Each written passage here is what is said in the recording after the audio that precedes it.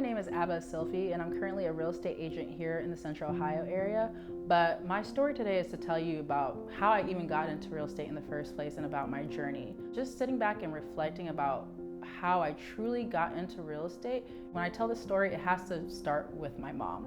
So shortly after graduating college, which was about 2013 when I graduated, I moved right back home with my mom till I could figure out, exactly where I was going in terms of like grad school and work and different things like that. At the time, we lived in a 3-bedroom, 2-bathroom apartment on the west side. So she got that yearly letter that you get, when you live in an apartment that said, hey, it's time for you to renew your lease.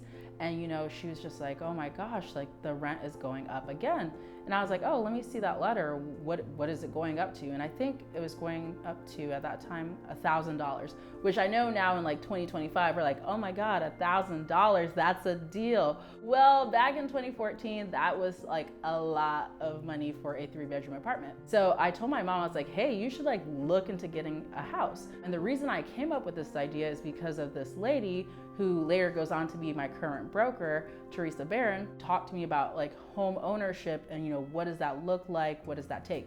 I didn't really know the full details, but because I was in connection with her, I just told my mom to like sit down and have a conversation with her. So fast forward, we have a conversation.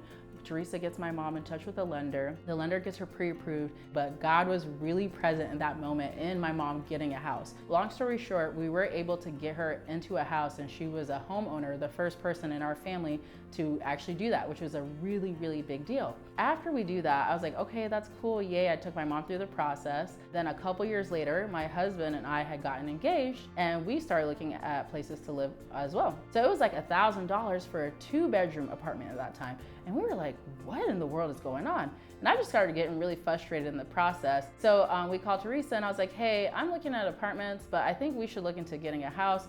Is this realistic? So she's like, yeah, let's look at it. So, we're house shopping. We came across like the perfect house in this condo community. So it was like low maintenance for us.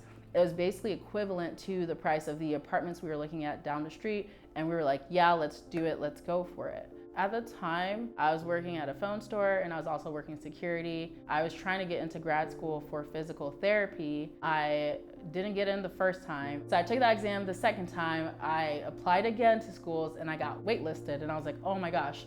So at this point, I was just like, I need to find a different job and I need to find a way to make more money. I basically went on to work for a pharmaceutical company that my husband and a couple of friends from grad school were working at. When I got off the wait list for grad school out in New Jersey and I was doing the numbers, it was over $100,000. And I was just like, oh my gosh, that's a lot. I already had $40,000 worth of debt. After I had worked my 2 jobs for a period of time and I saved up money for this transition, I had just come to a point where I was like, you know what? I just deeply feel that I do not want to pursue this anymore. This isn't my calling anymore. It just doesn't make sense. So I was just like, I'm gonna work for this pharmaceutical company. I'm gonna work my way up into the labs, and this money that I had saved up to try to go live out in Jersey and figure out this grad school thing, I'm gonna put it towards our house. So we bought that house. Now I'm the second person in my family to own a home. My husband is the first person in his family to own a home.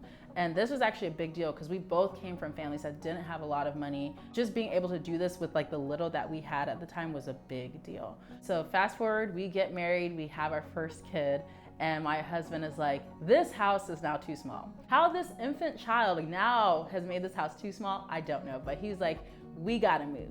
So again, we're looking at houses, trying to figure out where to go, what to do. My mom is the one that was like, hey, why don't you guys look at some houses that are across the way and see if it makes sense. So what actually ended up happening is the day she gave me that idea, the next day I hopped online and there was a house literally 2 minutes away from our current house that was on the market. Offers were due by 6 p.m.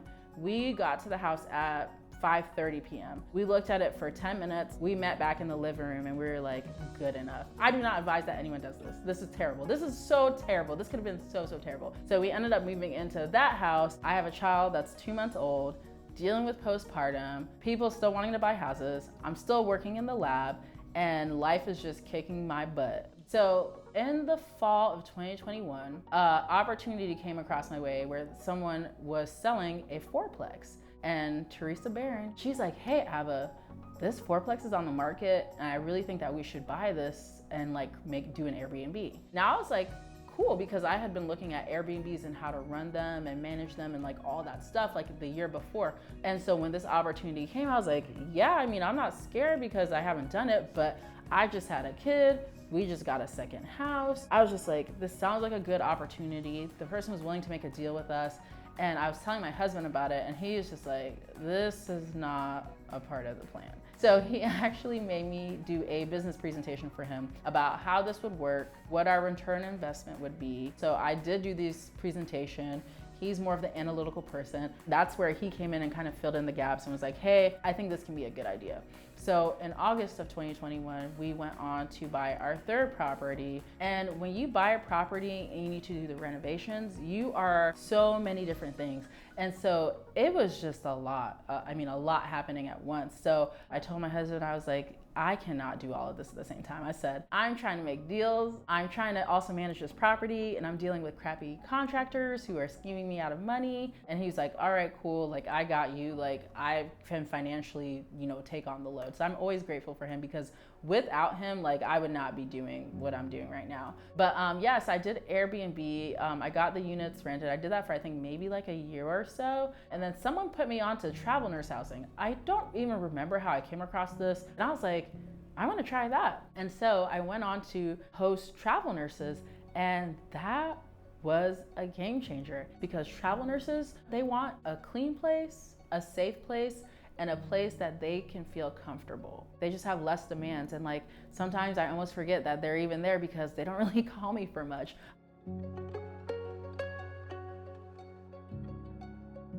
I think that's my story and that's what I wanted to share with you guys, just so you can know, like, it's more than just about owning the home because there are a lot of responsibilities that come with home ownership. It's about what owning a home can open up for you, what doors it can open up for you if you know how to play the game.